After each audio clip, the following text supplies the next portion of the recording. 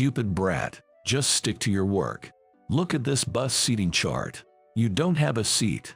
I submitted the attendance with you marked as not participating. You're better off surrounded by new cars at our dealership, aren't you? I'm pretty thoughtful, huh?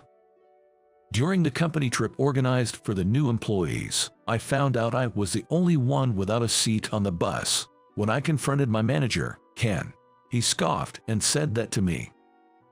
I will enjoy it instead of you. To add insult to injury, that's what he said, further shocking me. Since it was too late to make a new reservation to join the company trip, I had no choice but to reluctantly return to the dealership. However, later on at the luxury hotel where the company trip was taking place, the president was frantically asking the arriving employees, "Has anyone seen my son? My name is Kyle.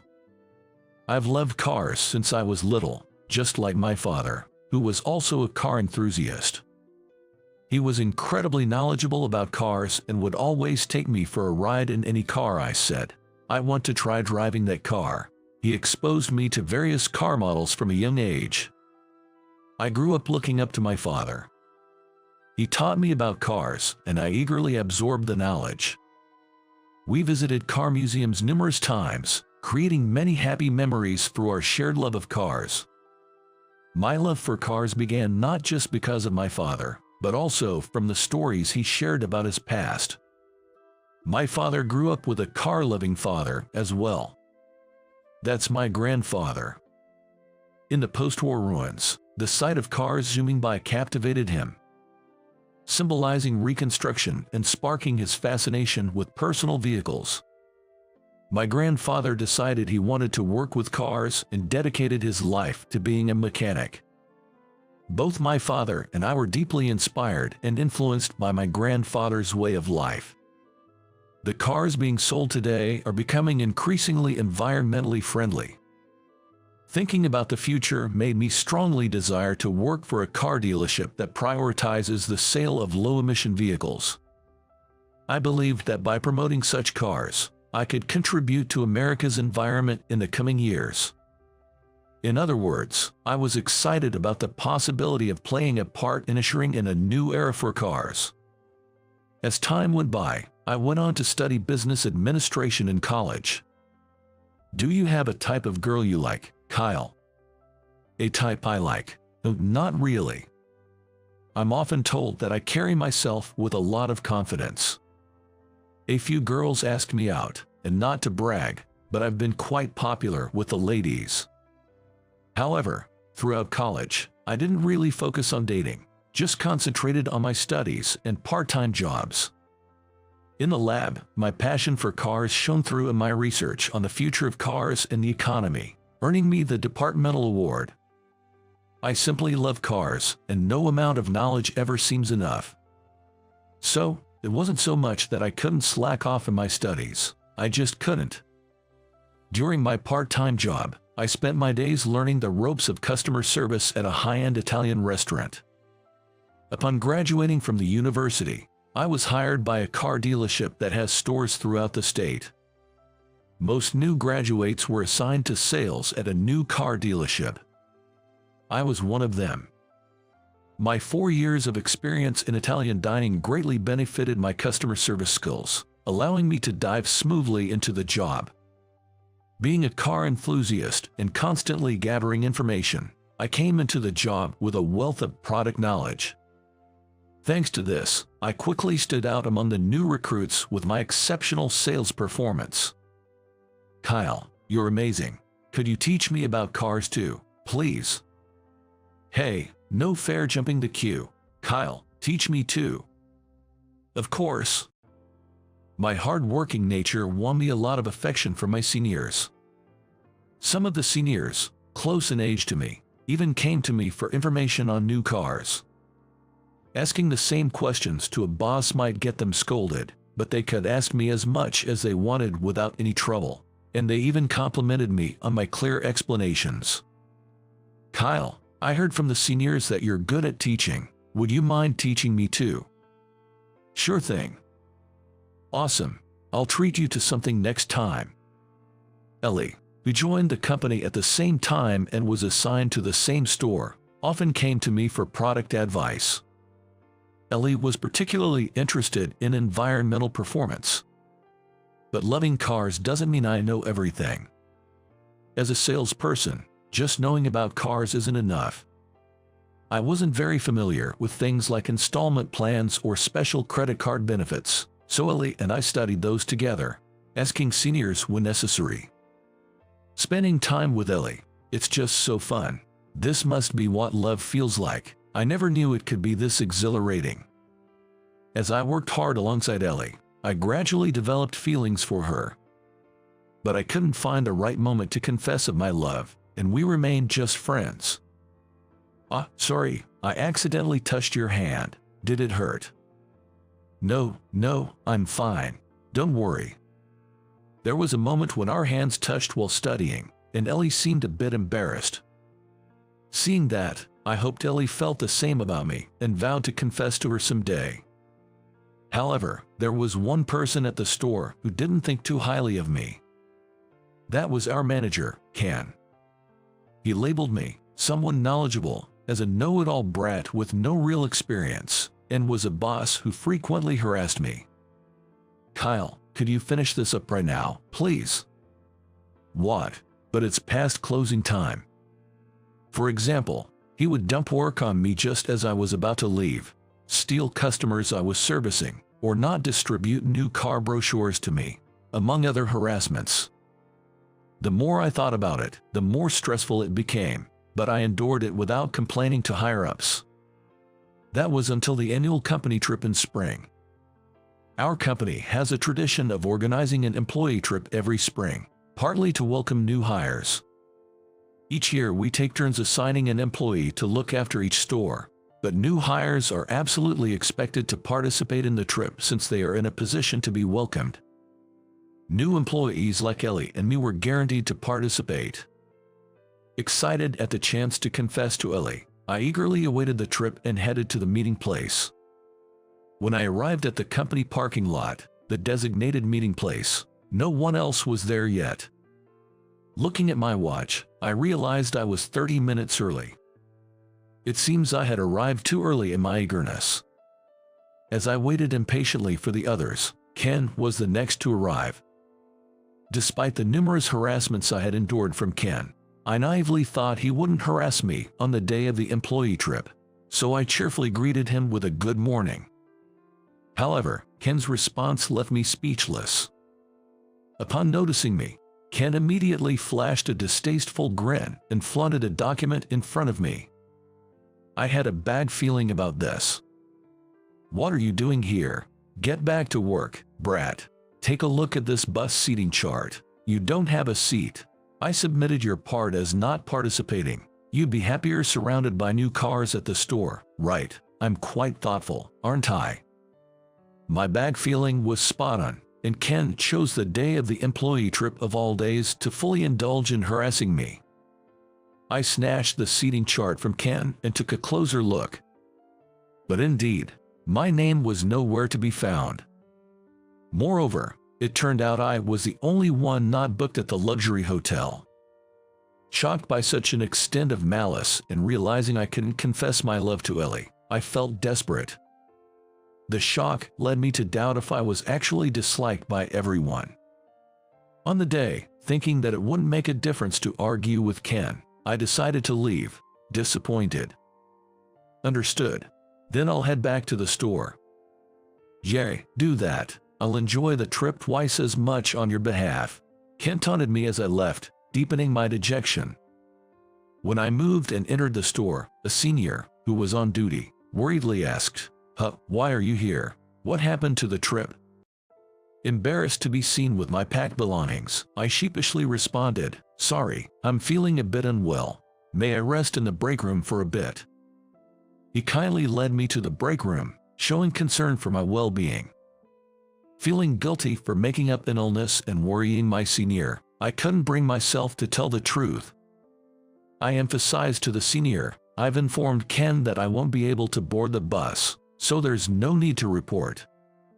Anticipating that the caring senior might report to Ken, I took the initiative to prevent any contact between them. The kind senior, not doubting me, reassured, "Got it. Don't worry about anything. Just rest up. You can always join the trip later once you feel better." I felt terribly guilty towards the kind senior, but this was to avoid causing unnecessary commotion because of me. I wished all the other new employees and staff to purely enjoy the trip. Then, after pretending to rest for a while, I decided to drive to the coastal town, the trip destination, in my car. I resolved to pay my own way to stay at the same hotel as everyone else. Before setting off, I inquired with a luxury hotel about any last-minute availability. Fortunately, there was a room available, so I was able to book a stay. Though the expense was significant, I had savings, so it was manageable as I drove on. I imagined everyone at the hotel unpacking or enjoying the stay, which made me feel down again. But there was no point in dwelling on sadness. I decided to stop by a restaurant known for its delicious fisherman's cuisine along the way to lift my spirits. Meanwhile, at the luxury hotel, President Carter was asking around, "Has anyone seen my son?" as he looked for his missing son among the employees. The new employees were confused, asking, "Your son? Who might that be?" as it was news to them. Even the staff from the store where his son worked were puzzled, responding with, "Huh," not knowing whom he referred to. Then, he received a phone call. After listening to the call, he seemed relieved and told everyone that it was all sorted out before heading back to his room. Without that cheeky Kyle around, I can enjoy this trip to the fullest. It's like I'm the king of the world. Pleased with himself, Ken muttered under his breath before leading his subordinates into the spa and enjoying beers, fully relishing the luxury hotel's offerings. Meanwhile, Ellie seemed worried, as there was no sign of me anywhere. When she texted me, I replied, "Don't worry, I'll join you later." Seeing that response, Ellie felt relieved for the moment. Perhaps it was the enjoyable conversation with a colleague she hadn't seen in a while that made Ellie not pursue the reason for my tardiness any further. And then the evening party began. First, a toast led by President Carter. After that, he spoke about last year's business performance and the goals for this year. Later, he said, "This spring, my son joined a company, so let me introduce him. Come on in," urging his son to enter the room. The one who walked through the door and into the banquet hall was me. Seeing a familiar face, the employees murmured among themselves as I reintroduced myself to everyone. "Once again, my name is Kyle Carter. I apologize for keeping it a secret that I am his son. I plan to rotate through the new car dealership, used car dealership, luxury car showroom, and then to the headquarters management division, so I'd appreciate any guidance you can offer." After finishing my introduction, the employees gave me a round of applause. I was surprised by the loud applause, but it seemed like a warm welcome. All except for one person. My gaze fixed on one point only. Ken, who just found out that I was President's son, started to tremble. It's understandable, considering the harassment he had subjected me to, and now it was too late for regrets. After all, why did you join in halfway through? After the party, my father asked why I joined in halfway, and I decided to give up hiding it any longer and told him everything. A few hours later, after my father learned the truth and it was past midnight, Ken was called into my father's room. Ken, who had a hunch why he was summoned, was sweating profusely and clearly agitated. My father cast a sharp gaze at Ken. I was surprised at first. I couldn't see my son, who was supposed to be at the hotel, and when I asked the employees, they said my son hadn't told anyone he was my son. I thought it wasn't necessary to talk about myself. When I made that excuse, my father then cast a sharp look at me. It seemed best not to interject any further. "But still, Ken, you know that it's a rule that all new employees must participate, right? Yet, it seems you deliberately excluded my son. Regardless of him being my son, excluding an important new employee from a welcoming trip for new employees is a serious offense. My father scolded Ken, who couldn't even raise his head in shame. A person like that cannot hold a leadership position. Await further instructions. Ken, having heard this from my father, seemed unable to accept it and retorted, "Please wait, President Carter. Surely, a dismissal is too severe. And do you have any evidence that I harassed your son?" Without seeing any evidence, I simply cannot agree. With all due respect, I have never once harassed your son. Ken confidently stated his case, seemingly revitalized by the lack of evidence shown to him. It seems he's determined to cling to his position in the company, despite the threat of dismissal. However, my father remained unexpectedly calm, as if he had anticipated such a reaction. This calmness suggested as if he knew evidence existed. I'm not aware of any evidence, but could there really be something? This thought makes me anxious. All I've done is endure Ken's harassment without any means to prove it. Moreover, today was the first time I confided in my father about Ken's harassment. Could it be that my father knew about it before I even told him? As I was caught up in my swirling thoughts, my father said, "Indeed. But if it's evidence you're looking for, we have it, miss. Could you please call her in?" He requested the female secretary nearby. The secretary acknowledged with a certainly and left the room. Wondering who she would bring, a knock on the door followed a few minutes later, and the secretary returned, announcing, "President Carter, I have brought her." Please come in," my father replied, inviting the person inside as the door opened. The gazes of the three people in the room then focused on the newcomer. "Excuse me." I was taken aback when I heard a familiar voice. To my surprise, it was Ellie who entered the room nervously with the female secretary. "I'm sorry to have called you here while everyone was asleep," my father said. "No, not at all. I'm doing this for Kyle," Ellie responded. "Ellie, why are you here?" I was surprised by the unexpected person entering the room. It was Ellie conversing with my father. Seeing my surprise, Ellie gave me a gentle smile. "Actually, I've been hearing from her about the harassment you've been enduring from Ken. We asked for her cooperation to secure evidence this time," my father explained.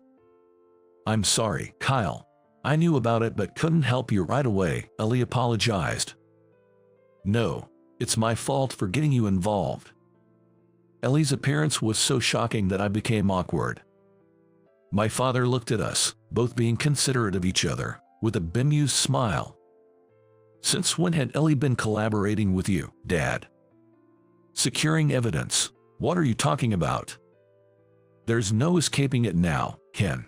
I saw with my own eyes you harassing Kyle, and at that moment, I instinctively started recording with my phone's camera," Ellie stated. Ellie then took out her phone and pointed it at a flustered Ken. The video on the screen showed the interaction between Ken and me from this morning. "What are you doing here? Get back to work, brat. Take a look at this bus seating chart. You don't have a seat. I submitted your part as not participating. You'd be happier surrounded by new cars at the store, right? I'm quite thoughtful, aren't I?" Seeing Ken mockingly flashing the seating chart at me again fills me with anger. I wonder if my reaction would have been different if I had allowed myself to show even a trace of anger back then. This is valid evidence, isn't it, Ken? Additionally, I stand as a witness. If you ask around, it's likely that others who have seen you harassing Kyle regularly will come forward. I witnessed it by chance, not just today but on another occasion.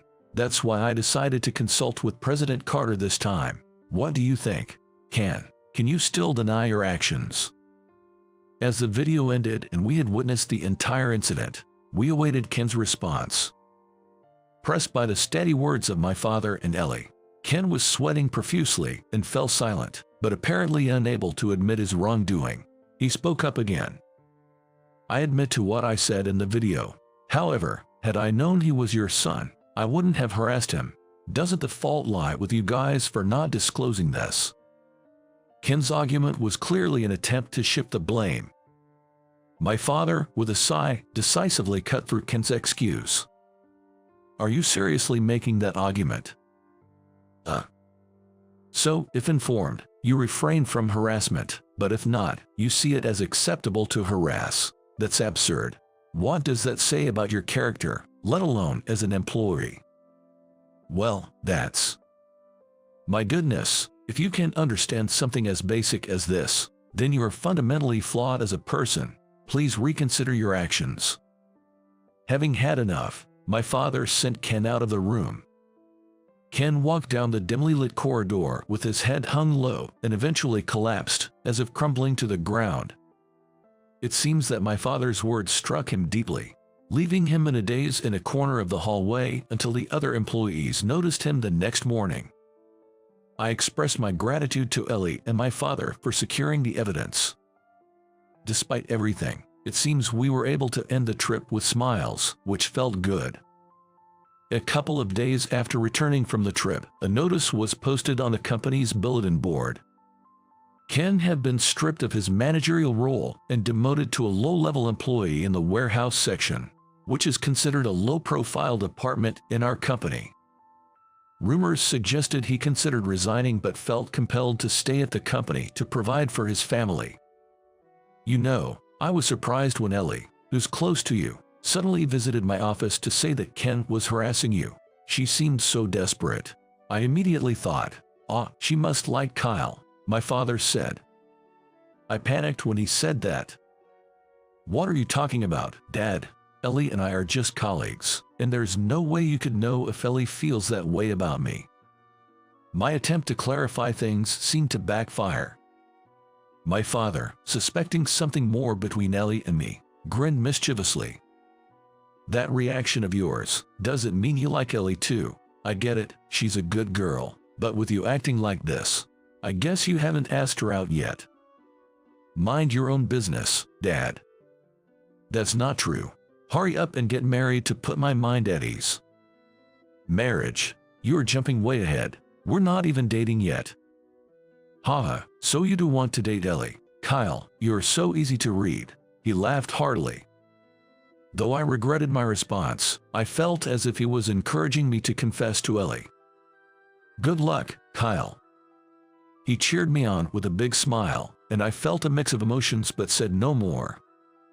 After the trip ended, I became somewhat distant from Ellie, especially after revealing that I was President's son. I can't help but feel remorseful, thinking that she must be angry with me for keeping silent. I keep worrying that I should have told Ellie about it from the start. Despite Ellie helping me with Ken, I scolded myself, thinking I shouldn't be like this and needed to muster up courage. I wanted to apologize and have Ellie forgive me. During a break, I called Ellie out, took her outside, and energetically apologized. Sorry for not telling you I was President Carter's son.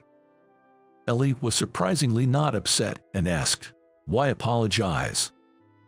I wasn't avoiding talking to you because I was angry, but because I thought it might be rude to be too familiar with someone of a different status.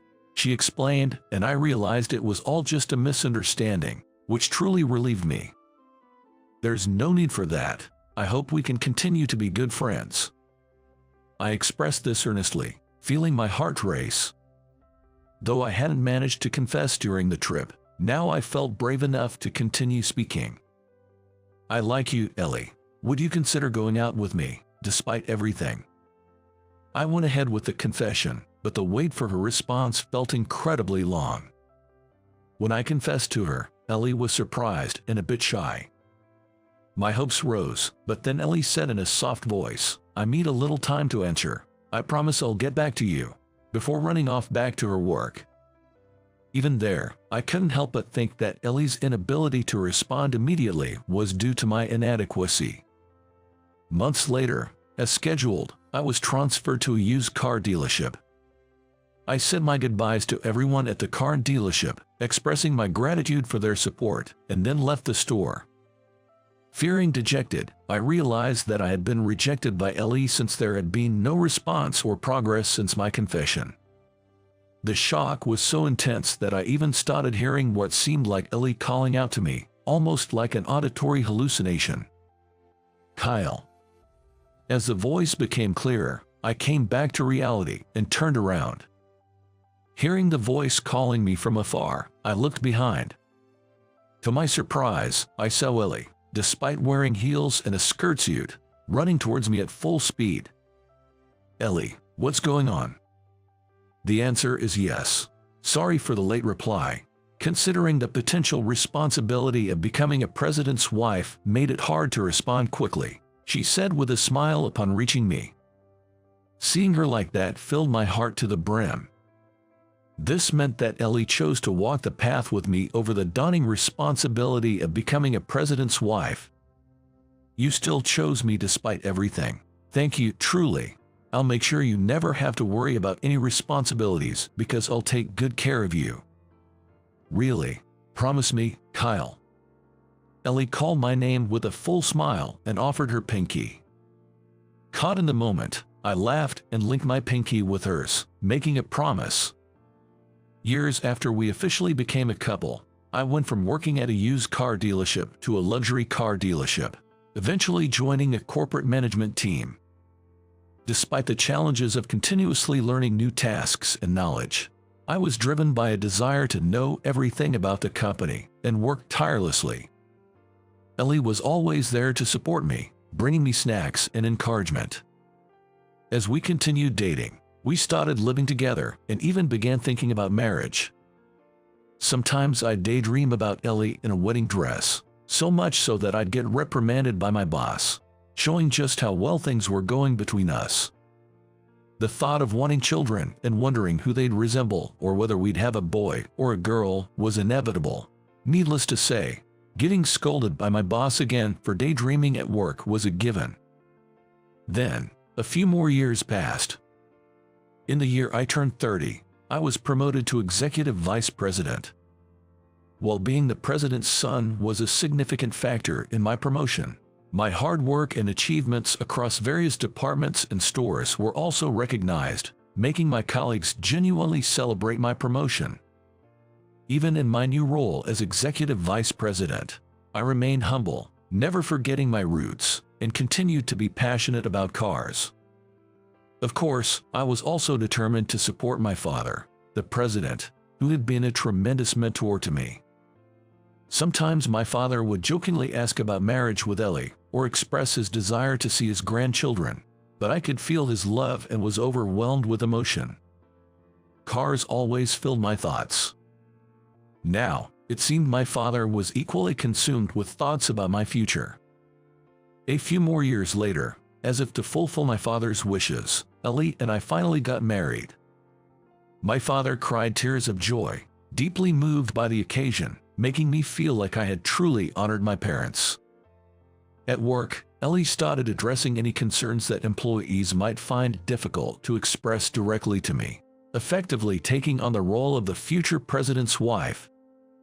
Together, we pledged to further build up the company, supporting each other along the way.